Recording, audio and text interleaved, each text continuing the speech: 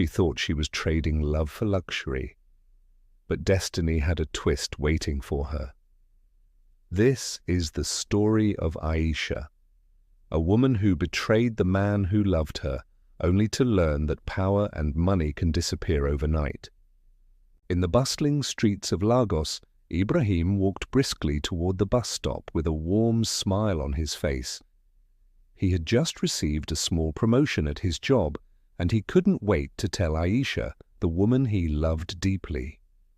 The two had been together for 3 years, sharing dreams and struggles like true partners. Aisha worked as a secretary in a prestigious firm, often surrounded by wealthy men in sharp suits. Despite the differences in their work environments, Ibrahim trusted her completely. Aisha had grown up in a modest home, dreaming of a better life for herself and her family. When she got the job at Mr. Collins's company, it felt like a breakthrough. Mr. Collins was known as a charismatic and influential businessman, admired by many in the city. He often noticed Aisha's beauty and professionalism, which made her stand out among her colleagues. Slowly, he began to give her special attention. At first, Aisha saw Mr. Collins as nothing more than her boss. She respected his position and worked diligently to impress him professionally. But as he began inviting her to lunch meetings and giving her expensive gifts, something shifted inside her. The luxury and attention were intoxicating. She found herself comparing Ibrahim's simple lifestyle with Mr. Collins's wealth. Ibrahim, meanwhile, was completely unaware of the growing tension in Aisha's heart. He spent most of his time working overtime to save for their future. His dream was to marry her in a simple but beautiful ceremony. Every night he sent her sweet messages, telling her how proud he was of her. Her replies were becoming shorter, but he thought it was just work stress. One Friday evening, Mr. Collins invited Aisha to a high-profile business dinner. He sent a black luxury car to pick her up, complete with a personal driver. She wore a stunning red dress that Ibrahim had never seen before. As she looked at herself in the mirror, guilt flickered in her heart for a moment. But the thought of being seen with such a powerful man made her push it aside. At the dinner, Mr. Collins treated her like royalty. He introduced her to influential figures, praised her intelligence, and whispered compliments in her ear. She felt a level of importance she had never experienced before. That night he told her he saw potential in her beyond her secretarial role. His words lingered in her mind long after she returned home. When Aisha got home late that night, Ibrahim was waiting outside her compound with a small cake. He wanted to surprise her to celebrate his promotion. But she looked tired and distracted, barely acknowledging his effort. She thanked him quickly and rushed inside, claiming exhaustion. Ibrahim stood there holding the half-eaten cake, a strange feeling creeping into his chest. Days turned into weeks, and Aisha began spending more time at late meetings. Ibrahim believed her because trust was his default. But her behavior began to change. She became more distant, more critical of his lifestyle. She started making remarks about how he should aim higher and look sharper.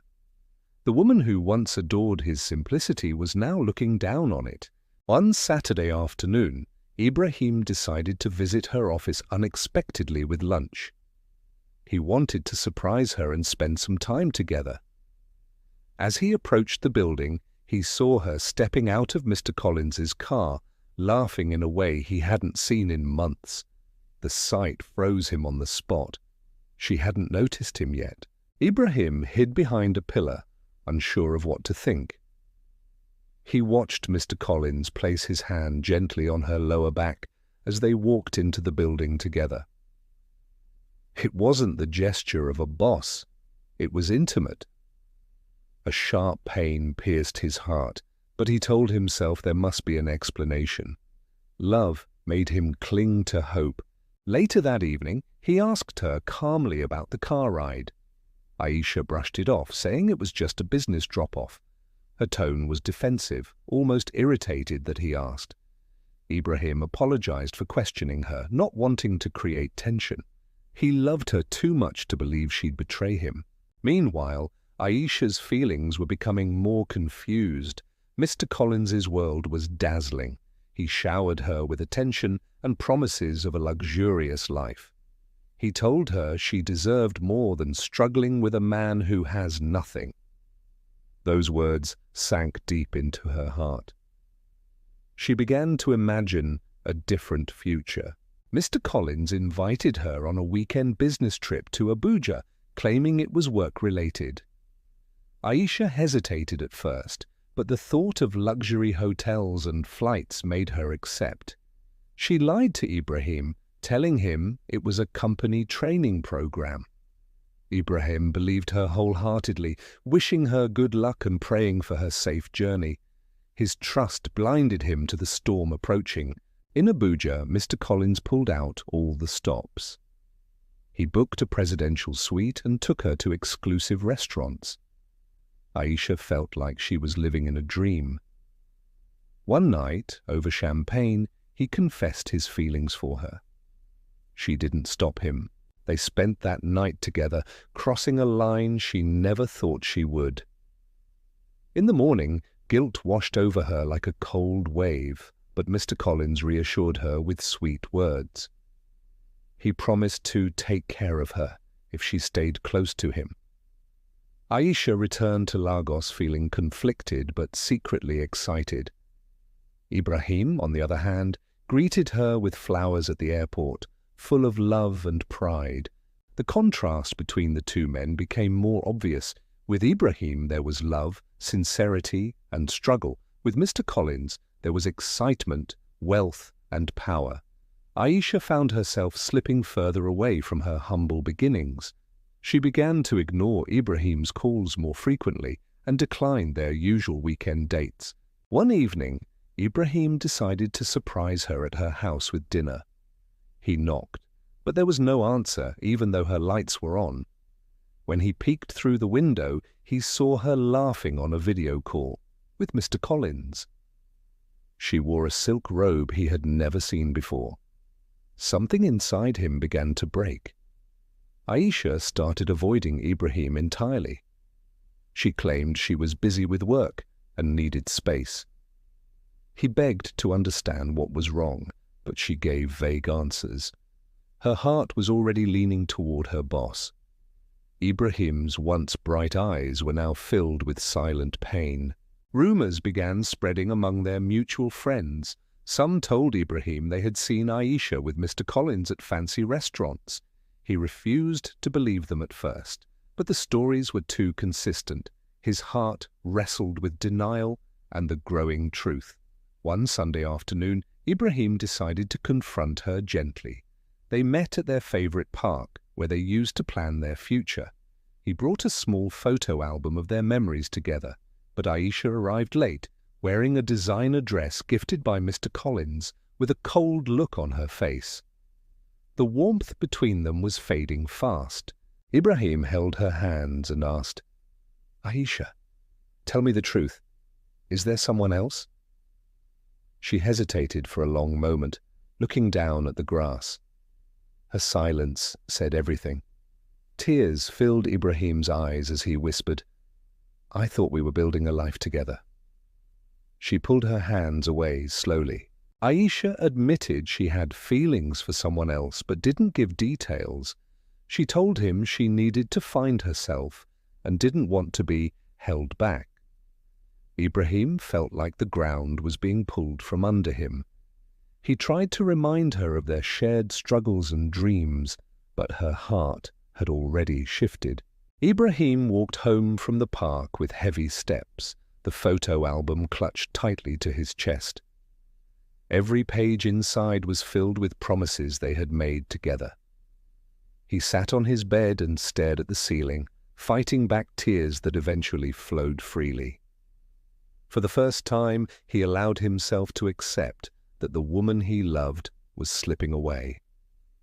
But deep inside, He refused to let bitterness consume him. Meanwhile, Aisha threw herself deeper into Mr. Collins's world. She began dressing in expensive outfits, attending private events, and basking in the admiration of those who saw her as the boss's favorite. She quit hanging out with her old friends, calling them small-minded. She felt untouchable, almost like a queen, but beneath the surface cracks were beginning to form. Mr. Collins was a man of power, but also a man of many secrets. Aisha didn't know that he had a reputation for replacing his favorites quickly when new faces arrived. His sweet words were practiced, his gifts were investments, and his promises were never permanent. At first, everything seemed perfect, but soon subtle changes began to appear in his behavior. He became less attentive, cancelling dinner plans and avoiding her calls. He began bringing a new young intern to meetings, giving her the same attention he once showered on Aisha. Jealousy and insecurity started to eat at Aisha's confidence. She tried harder to keep his attention, dressing more boldly and pleasing him in every way, but Mr. Collins had already moved on emotionally. Back in Ibrahim's world, something unexpected was happening. His kind nature and resilience caught the attention of his company's new regional director. She noticed his dedication and intelligence, and soon he was promoted to a senior role with a significant salary increase. He began traveling, meeting influential clients, and transforming his life. Slowly but surely, his pain became his motivation. One afternoon, Aisha walked into work only to find whispers following her. The new intern was now sitting at the front desk, Aisha's former place of pride. Mr. Collins barely acknowledged her presence. Panic surged through her veins as she realized her special position was fading. Her colleagues, once envious, now watched with quiet satisfaction. That evening, she tried to confront Mr. Collins about his behavior.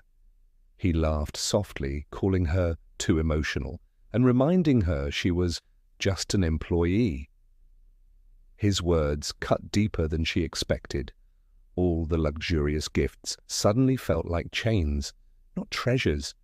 For the first time she felt disposable. Days later, Mr. Collins officially transferred her to a lower department, citing restructuring. The reality hit her like a thunderstorm. The man she had betrayed her love for had used her and moved on without remorse.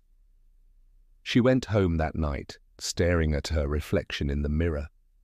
The silk dresses, makeup and jewelry couldn't hide the emptiness in her eyes. Meanwhile, Ibrahim returned from a successful business trip to Abuja. His confidence had grown and his financial situation had improved dramatically. He wasn't the same man Aisha once belittled. Friends congratulated him for his rise, calling him the comeback king. Yet deep inside he had learned to build without expecting anyone to stay. Aisha heard of Ibrahim's success through mutual friends. One evening, curiosity and regret led her to text him. "Can we talk?" she wrote, hands trembling. Ibrahim paused when he saw the message, memories flooding back.